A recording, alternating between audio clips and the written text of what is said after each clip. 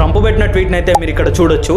Trump యాక్చువల్గా ఏమంటున్నాడంటే Iran is doing a very poor job అంటున్నాడు. యాక్చువల్గా ఇది మొదలైంది ఇజ్రాయెల్ వాళ్ళు లెబనాన్ మీద అటాక్ చేయడంతో మళ్ళీ ఇరాన్ వాళ్ళు అయితే స్ట్రైట్ ఆఫ్ హార్మోస్ని అయితే బ్లాక్ చేశారు. దీనికి ట్రంప్ అయితే Iran is doing a very poor job అని అయితే ట్వీట్ చేశాడు. అండ్ ఇరాన్ వాళ్ళ అఫీషియల్స్ ఏమో స్ట్రైట్ ఆఫ్ హార్మోస్కి కొత్త గైడ్లైన్స్ అండ్ కొత్త మేనేజ్మెంట్ని అయితే అపాయింట్ చేయబడతారు అండ్ స్ట్రైట్ ఆఫ్ హార్మోస్ అయితే మళ్ళీ నార్మల్గా అయితే ఉండదు అని అయితే వాళ్ళు చెప్తున్నారు.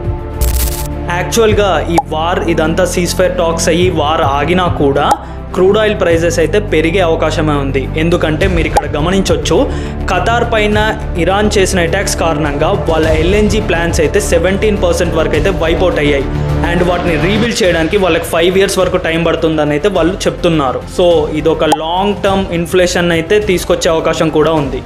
అండ్ లెబనాన్ వాళ్ళేమో ఇజ్రాయెల్తో పీస్ టాక్స్కి అయితే దిగుతున్నారు.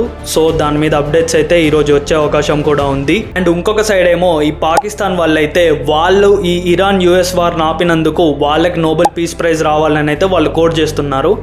అందరితో ఒక బాధ అయితే వీళ్ళతో బాధ. యాక్చువల్గా బిగ్ ప్లే అయితే ఇక్కడే జరిగింది.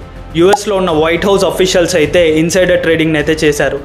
వాళ్ళకు వచ్చే వైట్ హౌస్ అప్డేట్స్ ద్వారా వాళ్ళు ఇన్సైడర్ ట్రేడింగ్ పొజిషన్స్ని అయితే బిల్డ్ చేసుకుంటూ వచ్చారు అండ్ అక్కడ నుండి అయితే వాళ్ళు ప్రాఫిట్స్ని అయితే జనరేట్ చేశారు. వాళ్ళు బిగ్ ప్లేయర్స్, వాళ్ళకి న్యూస్ అప్డేట్స్ వస్తూనే ఉంటాయి, వాళ్ళకి ఎప్పటికప్పుడు అన్ని ఇన్ఫర్మేషన్ తెలుస్తూనే ఉంటుంది.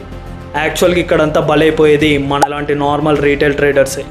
అండ్ ఫైనల్గా ఈరోజు అయితే పాకిస్తాన్ ఇస్లామాబాద్లో US officials and Iran officials అయితే మీట్ అవుతున్నారు. దాని మీద ఈరోజు అయితే అప్డేట్స్ అండ్ న్యూస్ వచ్చే అవకాశం కూడా ఉంది. అండ్ ఇలాంటి global information, financial awareness, market updates కోసం మన ఛానల్ సబ్స్క్రైబ్ చేసుకోండి.